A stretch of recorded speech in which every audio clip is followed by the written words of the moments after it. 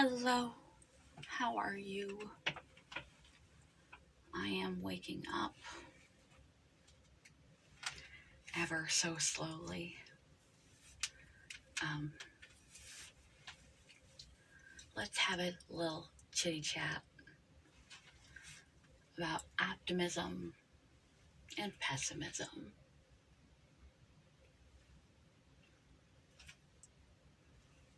Is the glass half full or is the glass half empty? People that are optimistic tend to end up happier in their life than those that are pessimistic. If you break this down, it kind of makes common sense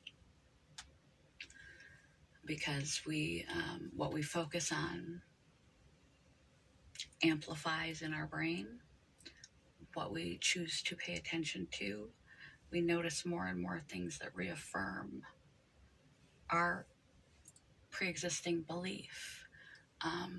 It's due to the reticular activating system in our brain. Like when you buy a new car, then you suddenly see that car everywhere. Because it's now something you are focused on. It's not like the cars appeared, they were always there, you just didn't see them because you weren't looking for them, because they weren't part of what you were paying attention to. Now that you're paying attention to it, you see more things that reinforce what you already believe. And confirmation bias, which is our predisposition to unconsciously seek and notice and be aware of things that reinforce what we already believe to be true. If you believe your life is terrible, you will notice all the terrible things that happen. You'll notice ugliness and grossness, and that will be the way that you see, because it's reinforcing what you already believe, versus noticing the positive aspects will just like shoot right by you from your day and your life and your situation, because you have a belief. And due to confirmation bias and focus, we notice that which confirms our own pre-existing belief about anything, from people to faith to health, any belief that you hold, anything that you conceptualize and focus on. Your brain searches for evidence to focus on what you focus on what you find important, and to validate what you already believe due to confirmation bias. If you're walking down the sidewalk and it's dusk in the city and you're a pessimist, you tend to see the negative side of life. You tend to run on melancholic. Your brain believes that is important to you. So it amplifies what you focus on and filters out the positive things so you don't even notice them. And zeroes in on the negative things that reconfirm the bias you already have, that life is bad and ugly and gross. And what you notice as you walk down the sidewalk are the cracked and dilapidated buildings, the boarded up windows, the cracks in the sidewalk, and the weeds growing through the spit and gum on the sidewalk, the mud puddle you just sloshed your shoe into, the noise of the traffic, and the people. And it's ugly and dreary and soggy and gloomy because you tend to be a pessimist. You tend to focus on the negative. Your brain believes that you want to focus on it because you hold it important and you reinforce it. And so you notice that which confirms what you already believe. Now, someone could be walking next to you who's an optimist. And the optimist in the same situation doesn't notice all the traffic and the neighbors screaming on their front porch. They didn't even notice it. They heard the owls hooting. They noticed the sun setting.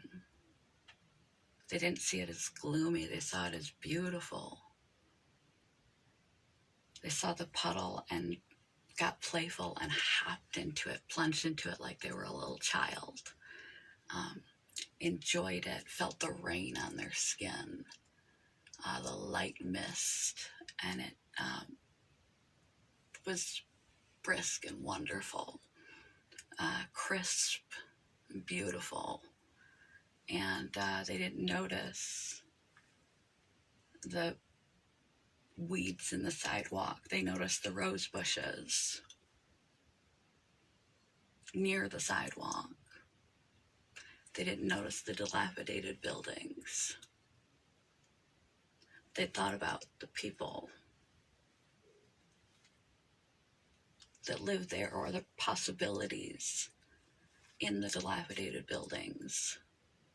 That there's so much potential in a place like that. Isn't the woodwork or the molding in that or the brickwork on that building beautiful?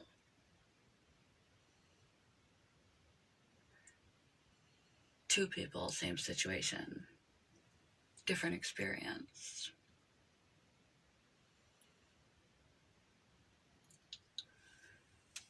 People that are optimistic are more likely to focus and notice things that are good and not notice, filter out things which do not confirm their optimistic perspective.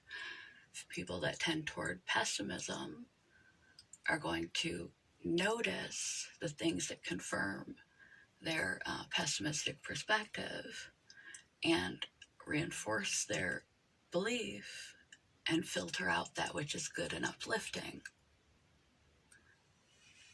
Confirmation bias. People that tend toward optimism also have the habit of belief that things are working out for me. Things always tend to work out for me. I'm going to land this job.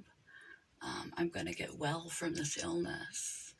I'm going to meet someone who's a good fit, a healthy partnership for me. They are more likely to be successful because optimism is a belief that things work toward the good and work out for us. And because they have that as a core principle of how they operate, of course they're going to take more risk. They're going to try more often for things than someone who is pessimistic. Someone who is pessimistic is going to be less inclined because they believe that things never work out, rarely work out, that things don't go their way, they probably won't get the job, they're not good enough, and they're less likely to to improve their situation because they don't see it panning out anyway. They don't think they can because of their perspective. So they don't try as often. Half of success is just trying a bunch of different things and finding your passions and your pleasures and your joys and your activities, that your likes and dislikes. Is just sampling lots of things in life. People that are pessimistic are less inclined to just try things than people that are optimistic. People that tend toward optimism are more likely to try more often because they believe it's going to pay a positive end. People that are pessimistic are less inclined to show up, to try for themselves or for things because they assume it's not going to work out, so they don't. That's why they're more successful, not because they're more skilled, more intelligent, more capable, more competent, more able than those that tend toward pessimism. They just show up more often. They try more things. And even the things that don't work out, because they have this optimistic belief that their reticular activating system is focusing on the negative or on the positive and amplifying. They're less likely to take failures, rejections, losses, things that negatively, because they believe that it's part of a grander scheme that's working out in their favor. So they're less shook by losses and rejection and failure. They believe it's a step in the process, and in the end it's for them.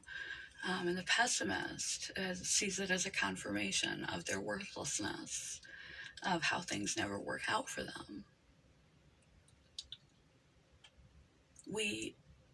What we focus on amplifies.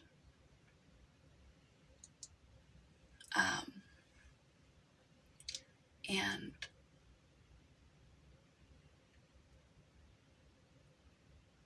our brain filters out that which does not.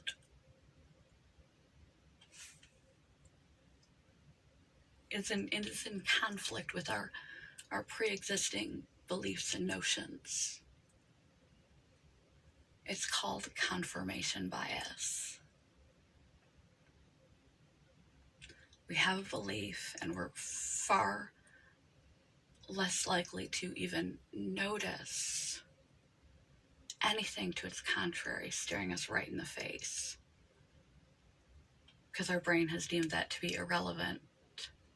It seeks things that prove what we already believe to be true, rather than contradictory evidence.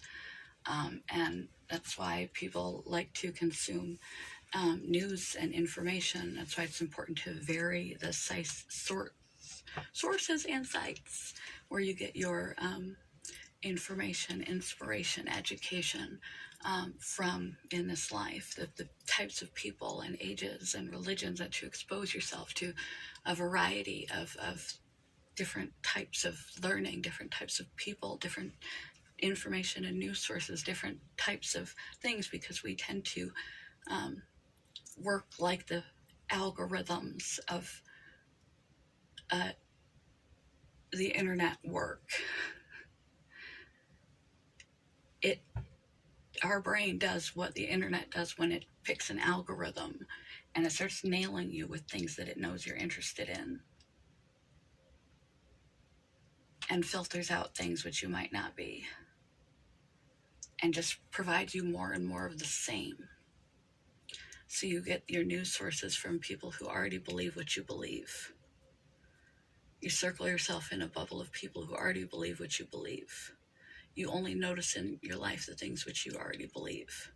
And that builds upon itself to go in an upward or a downward trajectory, depending on what you do, depending on whether you tend toward optimism or pessimism.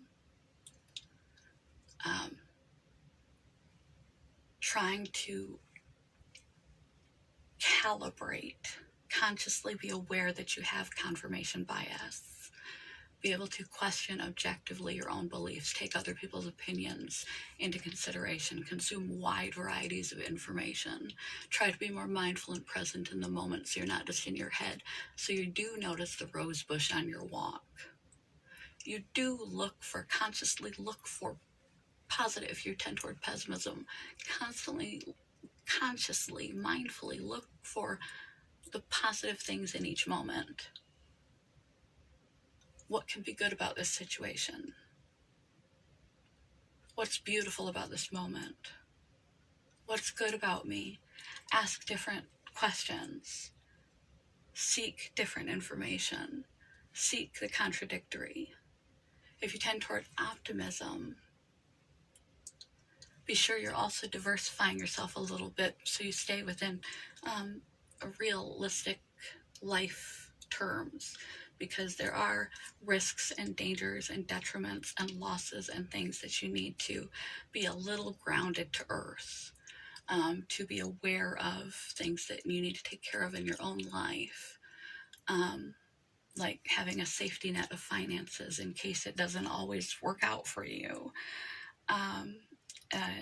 making sure you have health insurance and things in case something goes wrong medically, that you keep your feet a little planted in the ground instead of your head in the clouds, so you can be aware and prepared and not take unhealthy risks to your safety and security, and not pay attention and be mindful of the health and welfare and appropriateness, to be careful, realistically careful, not be overly optimistic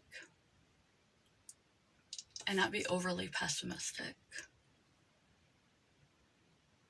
But in order to do that, you need to understand confirmation bias, expose yourself to a lot of different things, and consciously attempt to focus on the contrary of that which you tend toward naturally, and question your own belief systems. It's a complicated process, but it is possible to shift your balance a little bit to a better, healthier, more positive direction, to be more safe, secure, structured, prepared, realistic. If you're too optimistic, too vulnerable in society, too vulnerable as a person because you're naive and overly optimistic, and to not be so sad all the time, to try more for yourself, to believe and be happier and more successful in your life. If you are pessimistic, to see more of the beauty and the good in life, but you have to train your brain. Recognize you have a confirmation bias and you're filtering out things, and your brain is working like an algorithm system on the internet, feeding you more, letting your focus and attention go toward more and more of that which confirms what you already believe. The pessimism or the optimism, the positivity or the negativity, and you just miss the reality, which is somewhere in between. So, quote of the day one more time, because you might have missed it in all of that-ness. Optimism is the one quality most associated with success and happiness. But it's also associated with naivety and carelessness, because life has its own realities that you have to prepare for. So try to strike a balance.